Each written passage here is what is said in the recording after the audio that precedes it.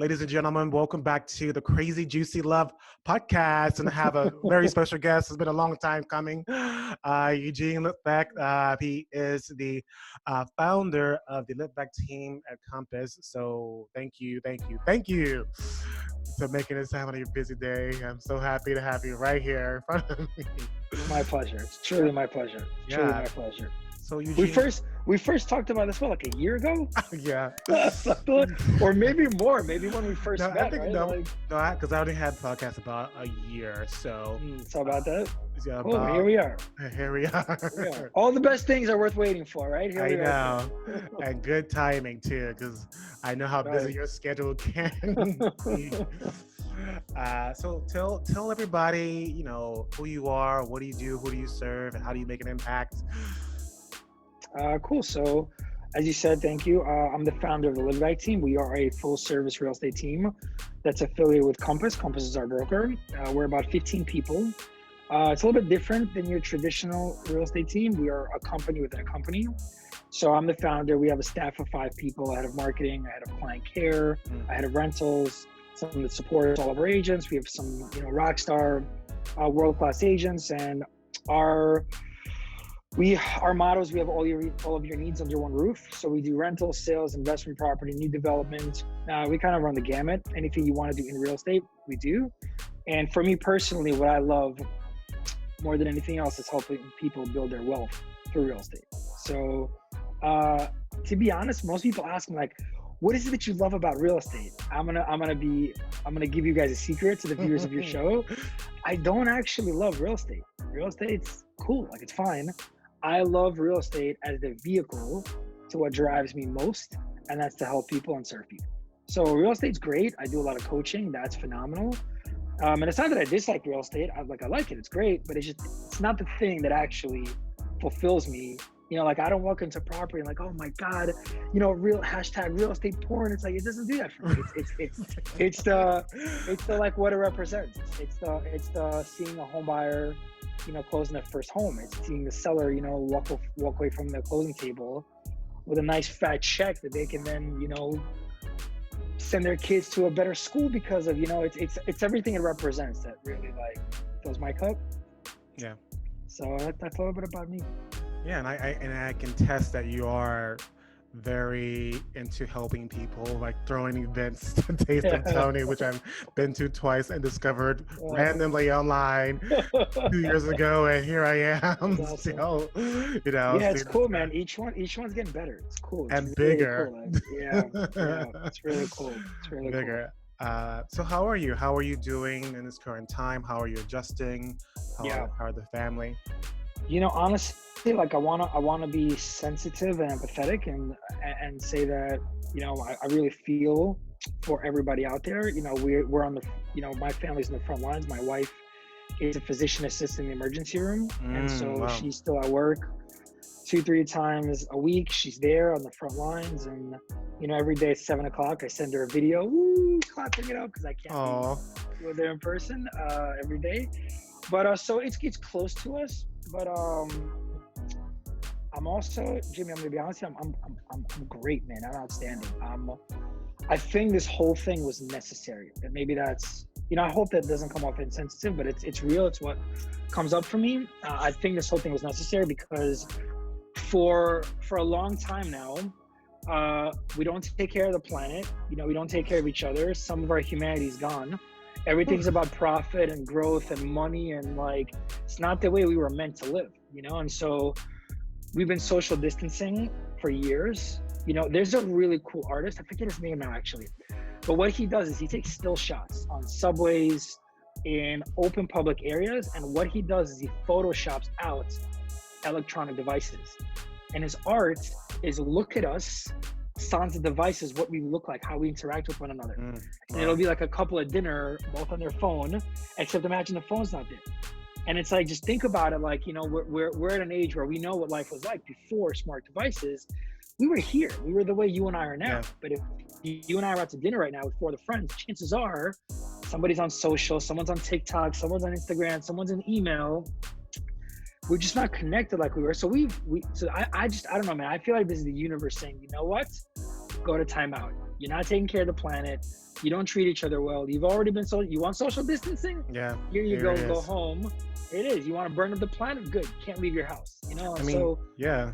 I mean, look at the countless of articles they're showing, like, especially when it first hit Italy, seeing up in Milan, the water cleared up, and I was like, wow. Like, and seeing the pictures of the ozone layer closing because of it. Like, all these years we've been trying to figure out, and the pictures are showing it going back to. I was like, I was just blown away. Yeah, man. Look, nature is real. The universe is real. Energy is real. They're getting more and more tangible readings on energy now. You know, and so I think this was necessary. I think it was a really, especially for New York City, we're resilient. We're gonna get past this. Is a global phenomenon, but like, especially New York, we'll be fine. We're gonna get past this. It's gonna be fine. You know, if anything, I think, you know, humanity is plagued with a short-term memory, and I just hope that this was, you know, the responsibility, or the price rather, of awareness is responsibility. You know, so we're aware now. We have a responsibility to live slightly differently. I'm not saying we got to change everything, but like tweaks. So this whole thing is sustainable. But yeah, man, I have loved the global timeout. You know, like, I've gone to work in business on things that, you know, kept falling to the wayside because we were constantly in fulfillment. I got a chance to work on my body. I'm down 30 pounds. I'm doing insanity like twice a day with a group of folks. I started facilitating, and that's been really cool. I've never gotten to spend this much time with my kids. That's been awesome. So, like, look, listen, directly from Tony Robbins' teachings, you know, you can focus on what's wrong, you know, and there's plenty to focus on out there right now. But you can also focus on what's right and what's available, you know. And so I choose to stay in the latter and look at all the opportunity this thing has provided. You know, I mean, such a great opportunity for everyone that's in business for themselves to reconnect with customers or connect on a deeper level, because you're not running around all day long. Just to call and check in and be like, you know, John, how are you doing? How's your family? Like, how are you? Forget about real estate, like, or whatever your service is. Like, how are you? How's it going? You know, the people that do that, the people that like get deep on that, this will be over someday, you know, whether it's a month or 3 months or 6 months or whatever. And on the other side of that, you know, could be whatever, but it should come from authenticity. It shouldn't be like a plan for market share, you know. Can we just care about each other a little bit again, you know? Like, anyway, so I can go on about this ever. Yeah, man. I feel you on every ounce of it. Yeah, man. So let's get into like what you have here for us. And I really love, like I said, your structure. Having structure is one of the tips. But anyway, so go into like one of the tips. You said budget. Yeah. Yes. Talk to us about budget. So, yeah, man, I think this I learned. So everything, it's really cool, man. All of the coaching I do is based on experience. You'll never hear me coach theoretical. You'll never hear me coach like, well, if you do this, then blah, blah, without ever having done it myself. So anytime that I'm coaching or providing, you know, any sort of like feedback, tips, whatever, it's always on the log of lessons learned, right? And so, you know, my business, I went from, in 2006, I had just started, you know, this team. Sorry, I just started in real estate, 2009, I just started the team. And I went from, you know, making a little bit of money to very quickly making a lot of money. And I didn't know how to budget. Like, nobody teaches you this, you know, unless you go for accounting classes or whatever, you know, which everybody loves, accounting classes, right? Like, no one teaches you this stuff. And so very easily, like on a real conversation, forget about business, very easily those seamless bills get out of control. You know, very easily you go to dinner Friday, Saturday night, you order a steak, you don't pay attention to how much that steak is, and it's the Wagyu beef. And all of a sudden at the end of the month, you're like, holy shit, where's all my money going? You know, like, or even worse, it's the end of the year and you're not a W-2 where your taxes are drawn for you, you're a 1099. You've done okay with your money, you've spent it, you've lived, you've traveled, you whatever. So you made 100 or 200 grand, and now you got a $50,000 tax bill, and it's March, April, and you're like, holy shit, where's all my money? And that can happen. That's real, man. That's not an isolated incident. I'd say that's the vast majority. And so whether it's, you know, in business or in your personal life, you know, even if you are a W-2, like I find through conversations, because this is a topic I'm very passionate about, because I did that. I had those experiences where I made great money, and now it's the end of the year. I'm like, wait a minute, I gotta cut a tax check for 125 grand. I don't have 125 grand. Like I don't have that. Wow. So like, and so because maybe I made investment or whatever. So like I've been there, and in the last 3 years, I've gotten a master's degree in financials, and it's something I'm excited about, whereas before it felt overwhelming. So budget, right? Budget could be very, very simple. So there's something called a chart of accounts, right? Very technical term of chart of accounts. But what it basically means is just line item your expenses, and you can get as granular or high level as you want. So maybe like meals and entertainment is a very common accounting term for how much you spend on chilling, right? Like your Seamless bill, your going out bill. Like, so what's that look like? You could just take a look at your bank statement. You start by looking at the past. So you take a look at the last month, 3 months, 6 months, whatever, and you just look, okay, how much am I spending per month on going out, on dinners, on nightlife, on Seamless? Put all that into a chunk. You might be really upset with what you find. I did that last year because actually, if you have a Bank of America account, Bank of America actually will put it. It's already done for you. Yeah, so like you a pie chart, right? Yeah, the pie chart, and I was like, ooh. Yeah. Yep. I need to stop using. I created Yeah. So you start with the past, and so again, now you've got awareness. Now that you've got awareness, the price is responsibility. So now you can say, look, you know what? I've been spending $500 a month, $5,000 a month, whatever the number is, on food. I'm comfortable with that. I'm good, or I'm not. Yeah. And if I'm not, cool. Like, here's what I need to do to reverse engineer that. And again, if it's a business, you do this, and then you could say, you know what, I want to see all of that as one line item, or you know what, like I want to separate. I want to track what am I spending on Seamless for lunch at the office, and I want a different line item for when I go out with my friends. I want that as two different line items. I want that as two different budgets, and you can get as granular as you want and have 15 line items, or you can have one main line. It's entirely up to you. I'd say in the beginning, start with less line items, and then just drill it down with time. But that's essentially that's really a budget. And then once you start setting goals, it's just you measure the budget versus the actuals. Cool. This next month, I want to do $500 on Seamless, and I want to do 1,000 on nightlife because whatever. I'm a baller, and this is how I serve myself. Or like, it's stupid to waste money on Seamless. I'm gonna cook more at home. I want to keep my Seamless bill for $100 a month. So now you've got a budget. Yeah. And at the end of the month, you track budget versus actual. Mint.com is a really cool free website. So I've got my wife on Mint.com because she's not in a business. So we're not going to have like bookkeeping and all that shit for her. It's not necessary. But she's on Mint.com. So MINT, like Herbal Mint. So Mint.com, you just plug your bank accounts and your credit card statements in there.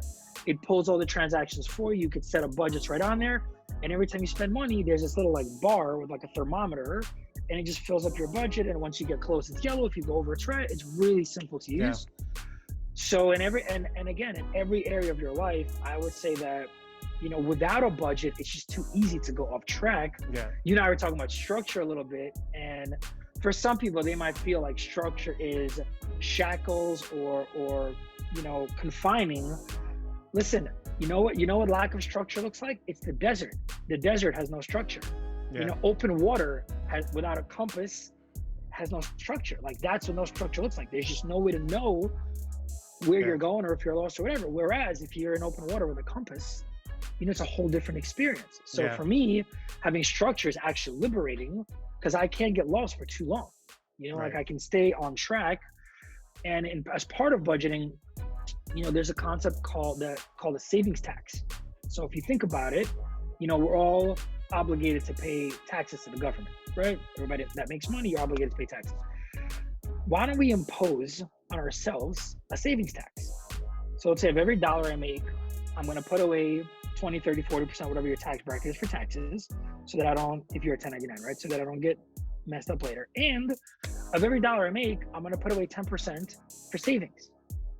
So like the reality is that if tomorrow the government said, listen, that's it, we've passed a healthcare, universal healthcare law, healthcare for everyone, but everyone's taxes are up 10%.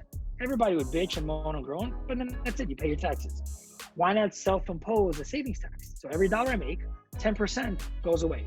And if you did that today, for the next 30 years, what would that account look like? Then if you did that and that 10% went to, stocks, yields, money market, whatever you're comfortable with.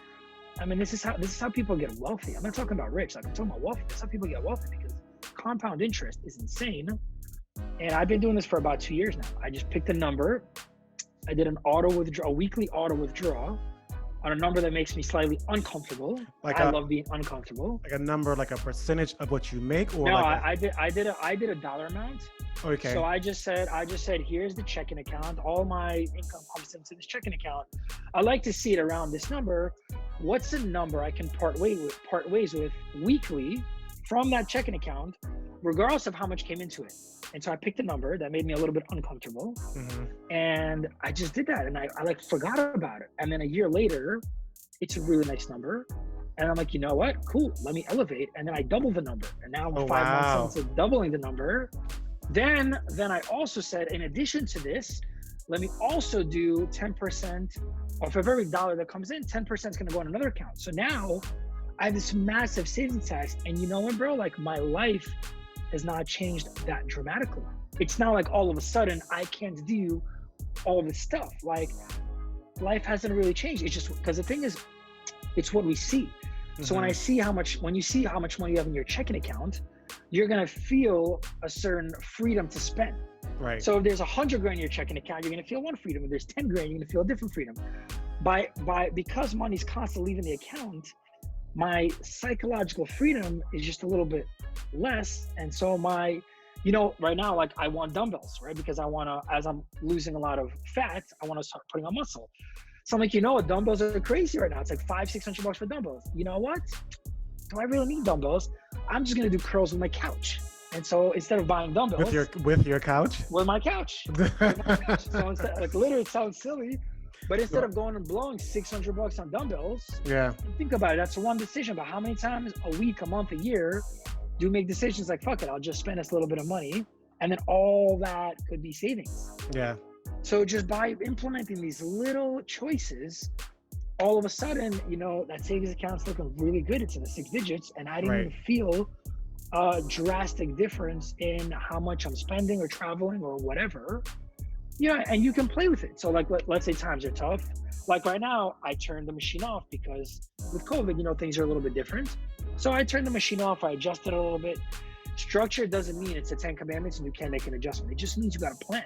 You're on your way to somewhere, right? So one of the biggest tips that I would give people is don't be in a desert, man, without a map. Don't be at open water without a compass.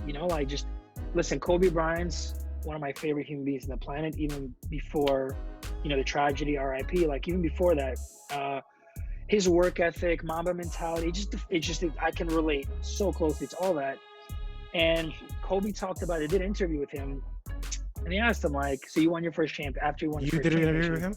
No, I wish. Oh. No, I saw an interview after his first championship, and they asked him, like, listen, so you won your first championship. What did it feel like? And he's like, you know what? I really practiced visualization and meditation. And he's like, I'd have been there so many times in my mind already. It felt like it had already happened. It wasn't even like I was there accepting the trophy. I wasn't even like, oh my God, so exciting. It's like, no, this is what was supposed to happen. And so that's what's available for you with planning. Is like, once you get clarity, and clarity gives you so much energy and power, man. Like, when you have clarity, it's like all of a sudden it's not an if it's possible, it's just a when and a how. Like, your whole energy shifts. And speaking of Kobe Bryant too, he hope I don't butcher this guy's name. He trained with this coach. He's not really a coach. He's like a personal trainer. Tim Grover. What's the book? I can't think of the book. Anyway, really good book. And that's one of the biggest things that he talked about. He was like, you have to visualize your game, and you have to have structure, and you have to have a plan. And you have to be diligent and strict to that plan. But he was very strict. He was like, the coach is like, if you're not willing to follow my plan, I can't coach with you. You can't work with me. That was just it. You have to follow the plan. So Kobe Bryant was well disciplined. 3 rules. Tim Grover had 3 rules: show up, shut up, Show up, do the work, and listen. Those are Yep. the Because show if up, you do listen, the it's work, like, and bye, listen. go. Like, I can't. Love it. How much I money, love it. how big a I love star it. you are. No, I you love it. can't. In that same interview, they asked Kobe, like, so Kobe, now players have to be, recruiting agents too. So if you're sitting down across the table with somebody and like you're talking to them and they say, Kobe, why should I be on your team? And Kobe's response is stone faced. He's like, if you want to win first place, you come on my team. If that doesn't interest you, you're not going to enjoy being on this team. How do you not love a guy like that? Like, the guy just had just laser focus, man. Like laser focus. Like it's just one mission. There's no let's try. There's no like, oh, we did our best. Like there's just there's winning and there's everything else. Like it's. So anyways, I can relate to that a lot. Yeah, I love that. My kids will never ever receive a participation trophy. Like I'm cool if you lose because you learn from it. I'm great if you win. But there's never gonna be a like participation trophy in my house, like ever. All those are getting chucked to the trash. Yeah, it's like I hear you. So our next tip: powerful belief and narrative. Yeah, well, they go kind of hand in hand, right? So there's a story of Roger Bannister. Most people don't know Roger Bannister is. So it was considered prior to 1952. It was considered that running a 4-minute mile is physically impossible. That your body would literally break. Like you break your leg, your body physically would break down. That human beings weren't meant to run that fast. And then in 1952, this guy by the name of Roger Bannister ran a 4-minute mile. And he wasn't a professional athlete. He was a doctor that was athletic, that worked out. And they asked him, what did you do? Like, how did you do it? And he's like, I just saw it, man. Like, I just believed that it was possible. That's it. I forget the exact number, and I've heard different iterations of it, but basically in 1953, a whole bunch of people ran a 4-minute mile. And today, high school athletes, like you can't get on a team without running a 4-minute mile. It's like a standard. Yeah. It's a baseline. I think the world record is like 3 minutes and something. Yeah. So that's the power of belief, man. Listen, once upon a time, the planet was believed to be flat, or the earth rather was believed to be flat. So like the power of belief is, again, it's there's this success cycle that I learned from Tony Robbins. So imagine you got like 4 boxes, right? 1, 2, 3, 4 quadrants, right? And the bottom one is a belief cycle, right? And so let's say somebody enters and they want to accomplish something. I want to lose 30 pounds. I want to make $1 million, whatever the thing is. When they approach that, if they approach it with a belief system, not like I'm going to try, Mamba mentality, not I'm going to try, but like this shit is happening, period. Like, I don't care if it takes a year or 10 years, but this shit is happening. Well, that state, that emotional state is going to yield a whole ton of potential, right? Because there's all this potential, all this energy, you're not going to have paralysis by analysis. They're going to take more action. Because they take more action, they're going to get a greater result. And then it's going to be magic. See, I knew I could do it. And that's a success cycle. And that works the opposite way too. Well, I'll try. You know what? I want to become a good real estate agent. You know what? I'll give it my best. But, there's the $1 million listing guys, and I don't have any experience, and I don't have a track record. And how am I going to really win a listing against somebody that's sold 5 apartments in the building? I'll just try. And so that potential is more limited, and the action will be more limited, and the result will be more limited. Well, I give it my best shot, but see, like I knew it. This is so hard. There's 40,000. So it's your choice. So when I coach and teach, my philosophy is either have a certain belief system, or, pardon my French, I'm not sure if I can curse on your show. You can. Cool. Don't fucking bother. Like either you're approaching this thing like it's not an if, it's just a when and a how. It's the only way to approach things. So like, it's the only way to approach things is to just have that sort of mentality, which actually leads into the second tip. So I'm happy to kind of do them both at the same time, which is leverage. If you add leverage, then the chances of getting it done become much higher. I'll give you an example of leverage. Well, let's say, can you explain like the definition or like what it is, and then before you go into your example, what leverage? Because I know Tony Robbins uses that Yeah. word a lot. I'm gonna explain it through an example because Okay. it's easier to understand. So let's say that you're standing on top of a 100-story building, and let's say between you and the next building is about 100 feet, let's say. And what separates the two buildings is like 1 foot wide plank, right? And I said to you, I'll give you 50 grand if you walk across the building. Do you go? Probably, yeah. Well, So most people say that, but I want you to imagine you're 100 stories in the air. One step, it's over. right. You're gone. That's it. So most people say, yeah, of course. But then, like, everyone's got a number. I mean, I do this exercise often. Everyone's got a number. How far? 100 feet. So that's like 60, 70 steps. We'll have to figure it out first. Yeah, right? So, Yeah. so for most people, but then, like, the truth is, especially like one of the two natural fears you're born with is heights, right? We are naturally afraid of heights. It's normal. We're afraid to die. So it's one thing when you're like, but I want you to imagine it, like, you know, you got to take 70 steps on this little plank, no harness, no safety, no nothing, or it's 100 feet down. It's Yeah.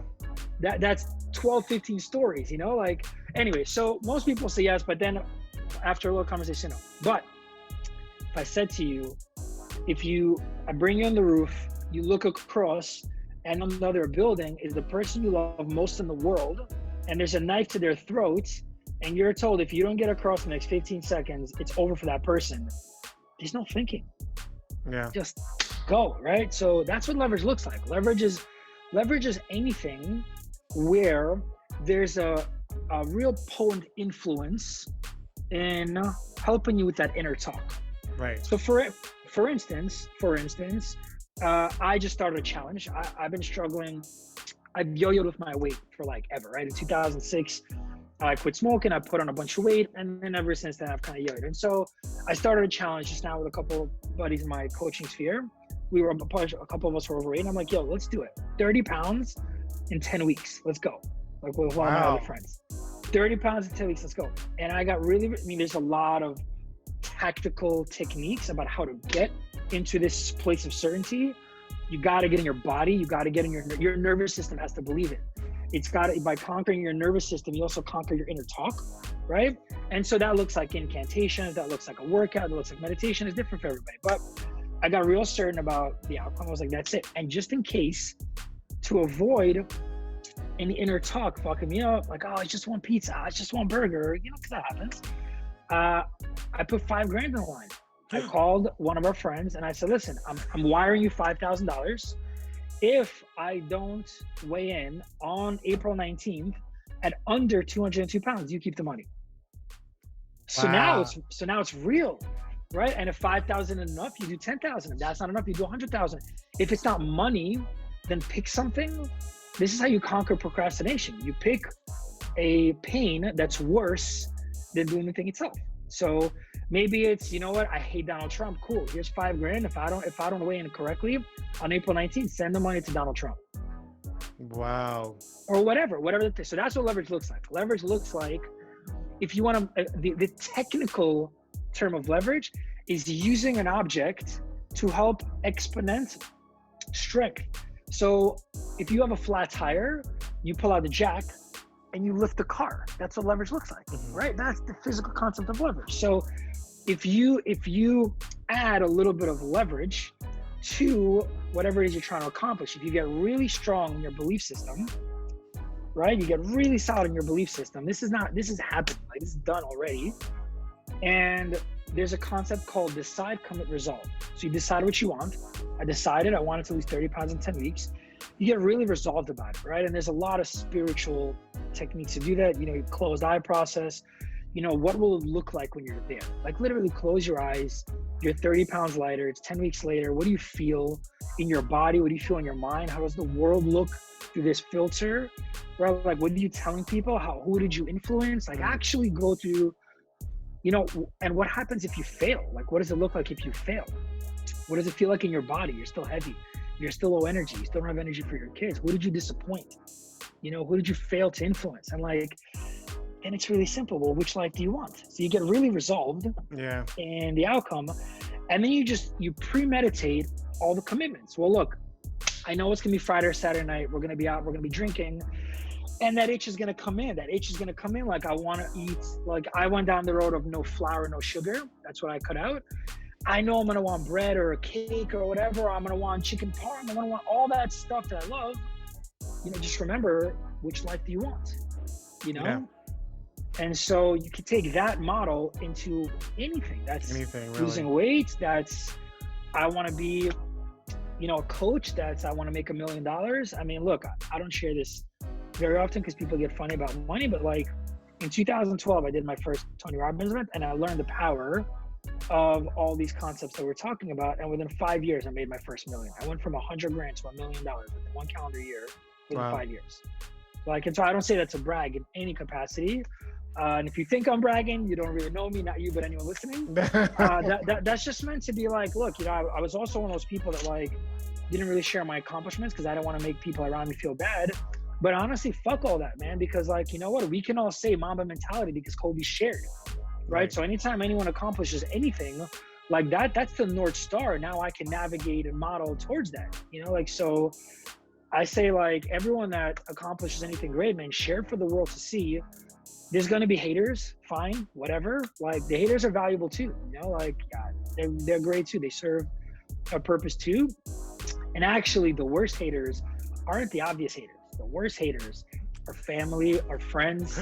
The worst haters are like, you know, I'm going to leave my job because I want to open my own business, and it's mom or dad or best friend saying, are you sure that's a really good idea? Oh, why are you doing that? Why do you want to do that? Yeah, it's like the worst haters are the ones that don't even know they're haters. They don't do it on purpose. It comes from a good place, you know? Like, and they love you too. And it's like, you know, I'm in B school, and Maria Folia, she says, you know, she said the haters just turn that hate, their comments into fuel. Yeah, that's all it is. Like she said when she went to a business conference and told people about what she was going to do, this guy was like, ha, you're not going to do that. And she was like, what? She's like, you watch this.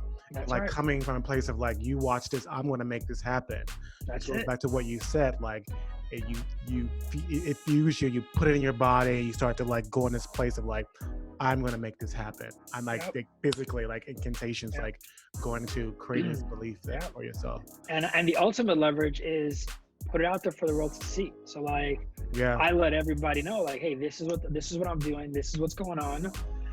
And, you know, like, because you're not going to want to disappoint people. So like, tell the people you care the most, set up leverage with the people you care the most about. Like, you know, like my wife, did not take me up on this, but she was having a hard time quitting smoking. I was like, you know what? Why don't you do this? The next time you have a cigarette, you can't see the kids for 3 days. She wouldn't commit to it. So then I knew she would. But here's what's really cool. And this is a litmus test. If you're not willing to commit to the leverage, you haven't really resolved yourself in the outcome. Because I could honestly, like, I agreed on $5 grand, but I was so resolved that I was going to lose this weight. I would have given $1 million. It wouldn't have mattered. I would have agreed to any amount of money. I would have agreed to any leverage. I would have agreed to running around naked in the winter outside the White House. Like literally the leverage didn't matter. Because once you resolve the shit is happening, who cares what the leverage is? Like you want to be that sure. So second sounds like, ooh, I'm not really sure about that leverage. It's because they haven't fully DCR, decide, commit, resolve. They haven't fully resolved themselves in the process. Because if you did, then the leverage doesn't matter. Yeah. You know, like, and that's the litmus test. Like, if you're like $5 grand, sure, whatever, then you know, like, wow, this is really happening. And if you find like hesitation, you're like, oh shit, I need to do some more work around decide, commit, resolve. Yeah. Right. Like. Yeah. Wow. Yeah. Thank you so much, man. I want to, you know, I know you have somewhere else to be soon, but I'm going to ask you a question that I usually ask everybody. So, what have you been learning about yourself, life, and love in this current state of the world? Ooh, I like it. Okay, I have a good one. I have a really good one. I can't say this is new, but I have a much greater understanding of it, and it's a confession. I don't even know how this happened, and I think it's a common occurrence. I find myself serving strangers is the wrong word. I find myself serving, so there's our immediate family, there's our really close circle, and then there's everyone else, right? From acquaintances to strangers to like even good friends, but like I find myself serving not my immediate circle more than my immediate circle. Does that make sense? I find myself not serving my immediate. No, serving. Like, okay, so let's say there's the immediate family, there's our closest friends, and there's everyone else. Yeah. Find myself giving time easier to the everybody else than the immediate circle. Ah. So what I mean by that is, like, let's say there's my real estate team, which they're basically family. But like very oftentimes, and it's just kind of like happened, very oftentimes when they'll call me with help on a deal or whatever, it's like, sure, no problem. And then Julie will be like, hey babe, can you step out and buy milk? And I find myself saying, oh babe, I can't right now, I'm in a meeting. Do you know what I mean? So it's like, it's so easy for some reason this happens, or like very naturally or organically in our psychology, that those closest to us, it's okay to say I can't. But those that are not closest to us, like we just show up different. You know what I'm saying? Like we just show up different. So in this thing, like the kids have school 3 to 4 times a day. And in saying, that's why like I was a couple minutes late for you, so my bad. But that's how that happened, because prior to this COVID thing, Julia would text me and be like, hey, can you set the kids up for school? And my response would have been something like, hey babe, can you please just ask the nanny? I got to do a podcast, right? And today it's like, well, why would I say no to my wife and say yes to a podcast? Why wouldn't I say, you know what, I got to rock up to the podcast 10 minutes late because I got to serve my wife and my kids. Do you know what I'm saying? Does that make sense? Yeah. So it's like, so that was like, and again, the price of the awareness is the responsibility now. So now it's like, cool. Every time we're saying yes to something, we're saying no to something else. Every time we say no to something, we're saying yes to something. So I'm just being a lot more aware or conscious of when I'm saying no, am I giving the no to the right person? Right. Because of course we want to help everyone and serve everyone. But the reality is, again, like when my agents need help on a deal, like I'll step away from dinner to like pick up the phone. But then inherently what I'm doing is I'm serving my agent and I'm not serving my wife and being present for her at dinner. Right. You know what I'm saying? Like, yeah, I totally get it. Like since I've been on this structure right now, like if somebody call me or something like that, I'm like, if I say yes to this call, then I'm saying no to getting this complete. So I have to learn. Then I know the result is I'm gonna be frustrated and annoyed with myself. I'm just gonna stop, and then I have to like pile on that to the next day. And I was like, okay, no, I gotta be strict on this. Well, and here's the magic. Because you're already on your way, right? Because this is like, the magic is once you realize who is the appropriate party to serve. Like once you prioritize, you know what? You still find time for everything. So you and I budgeted an hour. It took me 7 minutes, 8 minutes to set the kids up. And then I just know, you know what? Instead of you and I having 20 or 25 minutes of prep, you know what? We got to nail it in 18 minutes. I'm confident in myself. I'm confident in Jimmy. We're going to get it done. And now I don't say no to anyone. Like you just prioritize correctly and you can still find a way to get everything done. Whereas when you say no, it just gives you the freedom to take more time and be less efficient. Yeah. So it's a beautiful awareness. And like now, you know, before for Fran would be like, yo man, can you FaceTime? Oh, I can't run into a meeting. No, cool. You know what? I got to make my meetings a little bit. So then I started doing smart meetings. You know, on Google, you can there's a setting for smart meetings, which means if it's a 30-minute meeting, it does it automatically by 25 minutes. And if it's an hour meeting, it automatically does 50 minutes. What can you not do in 50 minutes that you could do in an hour if you really focus on efficiency? So now I'm buying back 5 or 10 minutes multiple times a day, and that's my FaceTime. And that's my, yo, what's up, buddy? How are you? How's it going? I'm not too busy for you. You know, like... You have a lot of good little, like, antidotes. Life hacks, man. Life hacks. You do. Like, I mean, I need to, like, come on there and observe something from you. Yeah, I'll give you one last one, a really good one. This is one of my favorites. I actually gave it to somebody yesterday. When somebody calls you, personal or business or whatever, and like, hey, man, do you have a few minutes to talk, right? That question yields no structure, no anticipation of time. So like, sure, what's it about? How much time do you think we'll need? Because I want to make sure to be able to be fully present for you. And now all of a sudden, Now all of a sudden, I'm like, oh, you know what? This is amazing with clients, because all of a sudden you get in a call and it's 5 minutes or it's an hour. You have no idea. Now you're rushing off the phone. Now they're pissed. You don't have time for them. So instead of, hey, what's it about? I want to make sure to clear the right amount of time in my schedule so I can be fully present for you.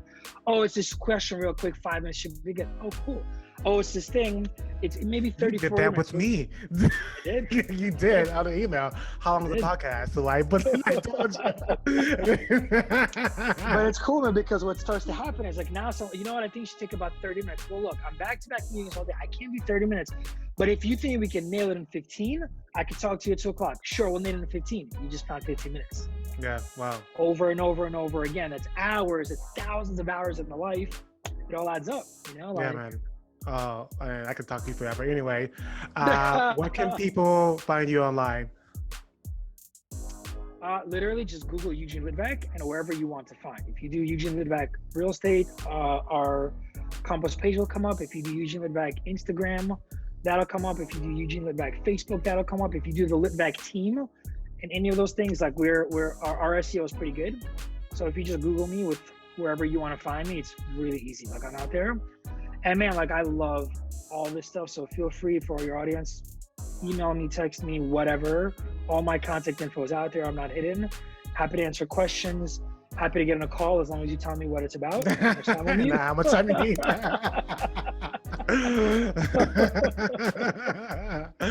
Well, thank you so much, Eugene, for taking your time out and just giving us all this good stuff.